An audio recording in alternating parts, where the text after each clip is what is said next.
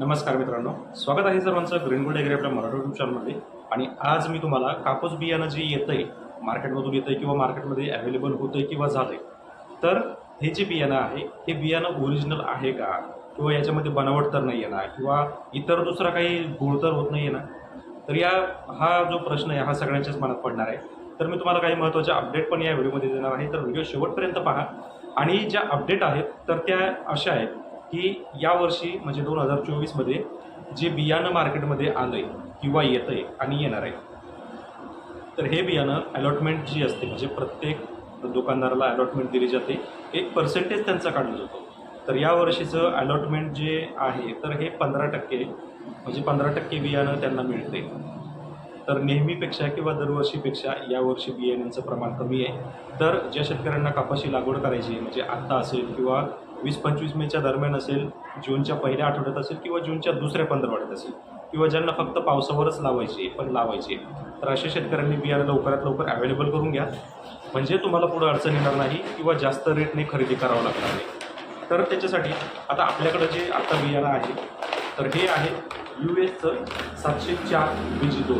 तर आता याच्यामध्ये पहा, आपल्याला नेहमी एक प्रश्न पडतो की हे बियाणं ओरिजिनल आहे का, कसं ओळखायचं ओरिजिनल बियाणं। तर काही गोष्टी तुम्ही लक्षात ठेवा। इकडं जे पॅकिंग आहे तर या मागच्या बाजूने इथं तुम्हाला QR कोड दिलेला आहे। हा QR कोड जर स्कॅन केला तर ते त्यांच्या वेबसाईटवर जातं, म्हणजे तुमचं हे बियाणं असली आहे। त्याच्यानंतर दुसरी गोष्ट, त्याच्यावर आपल्याला चेक काय करायचं आहे की बाबा आपल्याला जुनं बियाणं तर नाही आहे ना। तर याच्यावर पहिली गोष्ट इथं ट्रुथफुल लेबल दिलं, हे सगळ्याच बियाण्यावर तुम्हाला मिळतं। त्याच्यामध्ये जर्मिनेशन सीड असेल किंवा प्युअर सीड्स असेल तर प्युअर सीड याच्यामध्ये 98% दिलं आहे, म्हणजे 2% तुम्हाला बियाणं खराब 100% मिळणार आहे आणि ते मिळतंच। त्याच्यानंतर जेनेटिक प्युरिटी जे आहे 90%, जर्मिनेशन कमीत कमी 75%। तर या गोष्टी आहेत, म्हणजे जर्मिनेशन 75% पेक्षा कमी झालं नाही पाहिजे, ही जबाबदारी या कंपनीची असते। त्यासोबत याच्यावर तुम्हाला इथं व्हरायटी, लॉट नंबर, त्यानंतर डेट ऑफ टेस्ट आणि डेट ऑफ पॅक। तर डेट ऑफ टेस्ट आणि डेट ऑफ पॅक याच्यामध्ये साधारण 7 ते 10 दिवसाचा फरक असतो।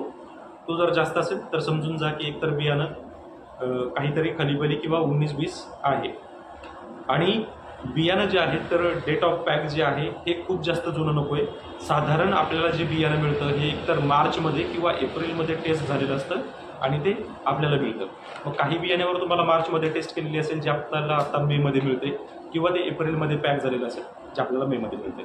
तर या 2-3 गोष्टी आपल्याला या बियाण्याच्या पॅकेटवर पाहायच्या आहेत आणि त्याच्यानुसारच आपल्याला आपलं बियाणं खरेदी करायचं आहे। तर इथं अशा पद्धतीनं तुम्हाला मागे बॅकसाईडला पण इथं QR कोड आहे आणि US ॲग्री सीड्सला इथं पुढं पण कोपऱ्यामध्ये QR कोड आहे। म्हणजे तुम्हाला तुमच्याकडं सगळ्यांकडे आपल्याकडे अँड्रॉइड मोबाईल आहे, कारण आपण व्हिडिओ तर पाहतोच। तर अँड्रॉइड मोबाईल काढायचा आहे, गुगलवर जायचं आहे आणि गुगलवर गेल्यानंतर गुगलच्या ॲप्लिकेशनमध्ये गेल्यानंतर तिथं जो कॅमेराचं चिन्ह येतं तर त्या चिन्हाला क्लिक करून हे QR कोड तुम्हाला स्कॅन करायचं आणि लगेच तुम्ही त्या कंपनीच्या वेबसाईटवर जा। जर ही प्रोसेस पूर्ण झाली तर समजा तुमचं बियाणं असली आहे, जर काहीच झालं नाही तर समजून जा की तुमचं बियाणं जे आहे नकली आहे। तर ह्या गोष्टीपासून नेहमी सावध राहा, नेहमी बनावट बियाण्यापासून वाचा, कारण बनावट बियाणं सुद्धा महाग विकलं जाते। त्यामुळं यावर्षी बियाणं फसवणूक 100% होण्याचे चान्सेस जास्त आहे। तर त्याच्यासाठी वाचण्यासाठी हे एक तुम्ही नक्की पर्याय करा। मित्रांनो, व्हिडिओ जर आवडला असेल तर व्हिडिओला लाईक करा, चॅनलला सबस्क्राईब करा आणि आणखी तुम्हाला काही माहिती पाहिजे असेल तर कमेंटमध्ये नक्की कळवा, त्याच्यावर आपण नक्की व्हिडिओ देऊ। त्यासोबतच आणखी महत्त्वाची जी काही माहिती असेल ती अपडेटनुसार आणि बदलानुसार मी तुम्हाला तुमच्यापर्यंत पोहोचवण्याचा नक्की प्रयत्न करेन।